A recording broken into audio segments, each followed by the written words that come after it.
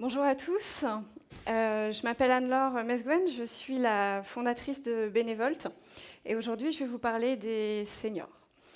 Donc, alors pour commencer, avant de rentrer dans le vif du sujet, on en parlait aussi au déjeuner, finalement, senior, ok, d'accord, mais à partir de quel âge on est senior? Alors à votre avis, à partir de quel âge? 35? Ouf, un peu dur. 50? 45? Ouais, c'est jeune quand même pour... Alors en fait, communément, être senior, c'est plutôt à partir de 60 ans. En gros, dans la société, on a des cartes de réduction, SNCF, autres, voilà, à partir de 60 ans. Cela dit, si vous prenez le monde de l'entreprise, vous allez plutôt en fait tourner autour de 45, parce que vous avez des fameux entretiens seniors à 45 ans, donc ça fait un peu mal quand même. Les choses doivent évoluer d'ailleurs à ce sujet-là, parce que les carrières évoluent, la durée, en fait, l'allongement de la vie augmente, et donc ce sont des questions qui doivent se poser aussi en entreprise. Et si on passe dans le monde du sport, et notamment la Fédération française d'athlétisme, en l'occurrence, là, vous êtes senior à 40 ans, clairement, et puis après, donc à 50 ans, vous êtes master, parce qu'on ne dit plus vétéran, tout ça, ça ne marche plus.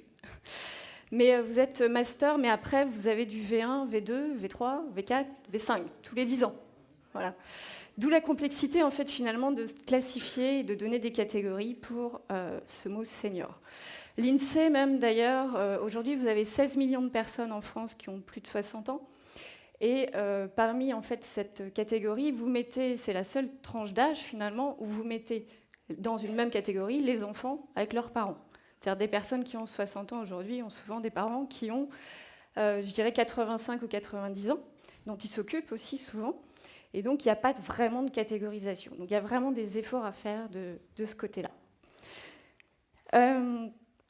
Alors, pour rentrer dans le vif du sujet, nous, on va vous parler, enfin, moi, je vais vous parler aujourd'hui des jeunes seniors. Et alors, forcément, là, on se dit, OK, vivement la retraite. Vous n'êtes pas d'accord avec moi? Ça va être sympa quand même. Plus de réveil, plus de contraintes, plus d'âgés.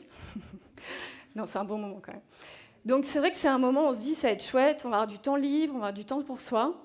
Et pourtant, est-ce que vous savez que chaque année en France, sur 700 000 personnes qui partent à la retraite, il y en a environ 40% qui le vivent pas bien. C'est-à-dire vivent une période de doute, d'incertitude, voire même dans des cas un peu plus extrêmes de dépression. Alors vous allez me dire 40%, ça fait beaucoup quand même. Alors, ce n'est pas forcément visible.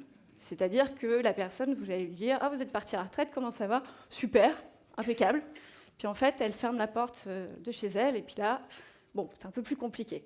Donc on connaît en fait ce décalage entre la vie sociale qu'on veut afficher. On a tous aussi l'exemple des réseaux sociaux, et puis vraiment ce qu'on vit de façon personnelle. Donc, alors pourquoi finalement ce taux-là? Comment ça peut l'expliquer? On va rester un petit peu là-dessus. Simplement, en fait, la période de la transition retraite, on peut l'assimiler en termes psychologiques à un deuil finalement de sa vie d'avant par rapport à sa vie d'après. Donc un deuil de sa vie professionnelle, et c'est comme dans tout deuil, vous avez donc quand vous perdez un être proche, quand il y a une séparation sur une vie de couple par exemple, ou une transition comme ça de vie professionnelle et d'une autre vie, vous avez 4 phases qui sont identifiées et par lesquelles tout le monde passe. Alors avec plus ou moins de rapidité, plus ou moins en fait de facilité, mais en gros les 4 phases sont le déni dans un premier temps, ensuite vous avez la colère, ensuite vous avez la tristesse, et enfin l'acceptation. Alors dans notre cas là, pour les seniors et la retraite, comment ça se passe? Donc en fait le déni, ah ben non la retraite, moi je ne veux pas en entendre parler. C'est pas pour moi. Retraite en fait aujourd'hui c'est un mot qui est pas vraiment adapté parce que c'est de se mettre en retrait. Personne n'a envie de se mettre en retrait, d'accord? Donc c'est vrai que c'est le déni, alors je ne vais pas aller supprimer mon compte LinkedIn non plus à partir du moment où je suis en retraite. C'est pas parce que hier j'étais dans le monde professionnel, demain je ne vais pas supprimer mon compte et je ne vais pas disparaître. Vous voyez, donc il y a vraiment cette phase-là de dire non, moi j'en veux pas. Après la colère, alors c'est un grand mot, la colère, c'est plutôt la révolte. C'est plutôt de dire ok, mais alors je suis en retraite, mais je suis que avec des cheveux gris. C'est pas moi, ça me ressemble pas. Il y a que des programmes, les programmes à la télé, c'est n'importe quoi. Cela dit, c'est vrai, mais bon. Et puis vraiment ce côté aussi, finalement, on était avec les collègues, on avait dit qu'on allait s'appeler, Puis finalement, ils m'ont pas appelé, c'est pas normal. Donc voilà. Donc on se révolte un peu contre cette nouvelle vie avec des choses qu'on n'avait pas forcément prévues au départ. Ensuite, la tristesse. Pourquoi la tristesse? Alors c'est pareil, le mot est un peu fort, mais c'est plutôt une perte d'énergie physique. C'est-à-dire que là, c'est votre corps qui va... Donc Nicolas en a parlé tout à l'heure, mais le mental est toujours lié avec son corps, et vous avez une perte d'énergie. Donc là, vous allez rester, dormir des heures, rester sur votre canapé, affaler. Ça peut paraître bizarre, mais en fait, le corps assimile ce nouveau changement de rythme. C'est de la chronobiologie. On n'est pas tous faits pour se lever à 7h moins le quart, se coucher à 11h. Donc, on reprend finalement... D'ailleurs, ça pose question sur les rythmes de travail, mais c'est un autre sujet. Mais du coup, on se remet en fait, voilà, dans sa propre temporalité physique. Et puis après, en effet, il y a l'acceptation. Donc l'acceptation, ok, c'est bon, nouvelle vie, nouveau projet, j'y vais. D'accord ? Donc pourquoi je vous en parle? Parce que dans le monde de l'entreprise, le fait de connaître ces phases-là fait que vous allez aussi comprendre aussi un petit peu mieux ce que vont vivre en fait les salariés qui travaillent dans les entreprises et qui vont arriver proche de la retraite. Donc c'est important de le savoir parce qu'en fait finalement chacun va se l'approprier d'une façon différente. Alors on va faire quelques exemples. Donc là on a en fait Marie qui croule sous ses dossiers. Donc Marie en fait elle n'a pas du tout envie de partir, elle est surinvestie, elle est complètement débordée, elle est surbookée. Et là, en fait, on va avoir des problématiques plutôt de transmission de connaissances, parfois de burn-out aussi, et de changement de rythme qui sont complètement décalés. Donc il est urgent d'intervenir aussi au sein de l'entreprise pour mettre en place, libérer la parole, mettre en place un entretien, mettre en place des choses de transmission, de mentoring, de changement, un petit peu casser le rythme du travail pour éviter que la personne, en fait, aille dans ce déni en se disant « Non, la retraite, c'est pas pour moi, donc je continue. » Voilà. Je vais y arriver. Alors, vous avez aussi le deuxième cas. Bon, là, c'est l'inverse. Donc, Michel, complètement démotivé. Il a été mis un peu sur le banc de touche dans ses dernières années de carrière. Donc là, il attend sa retraite avec impatience. Mais là, le risque en entreprise, c'est déjà la démotivation pour la personne qui le vit, mais également pour le groupe dans lequel il travaille. Et donc là, c'est pareil. C'est important aussi de mettre en place des choses, de pouvoir motiver les personnes, d'avoir un dernier challenge professionnel. Au niveau de la reconnaissance, c'est important. D'accord ? Et puis, alors, le cas extrême, vous avez carrément celui à qui on a dit vous avez 58... Oh, pardon. Excusez-moi. Le cas extrême, vous avez 58 ans, plan de départ volontaire, on en a quand même vu beaucoup ces dernières années suite à la crise économique. Et c'était plan de départ volontaire, donc vous donnez un chèque et puis vous y allez. Vous partez en retraite, vous devriez être content. En fait, non. Problème de reconnaissance, fin de carrière non achevée. C'est un peu dur quand même. Donc du coup, là, il y a de l'accompagnement aussi à faire. Aujourd'hui, en fait, il est quand même fait au niveau simplement administratif. On vous calcule vos points, vos retraites, tout ça. Mais alors le côté humain n'est pas du tout évoqué. Donc c'est important d'en parler. Donc, en fait, nous, on a mis en place des programmes Silver RH au sein des entreprises pour justement prendre en considération cette question. Valoriser l'expérience en fait, des personnes qui ont plus de 55 ans dans l'entreprise, avec des audits pour savoir ce qui se fait, parce qu'il y a quand même aussi des entreprises qui s'y intéressent et qui font des choses, faire des préconisations, des entretiens individuels ou des formations collectives de préparation à la retraite pour justement essayer d'expliquer un peu les mécanismes et de libérer la parole sur ce sujet-là. Voilà. Alors comme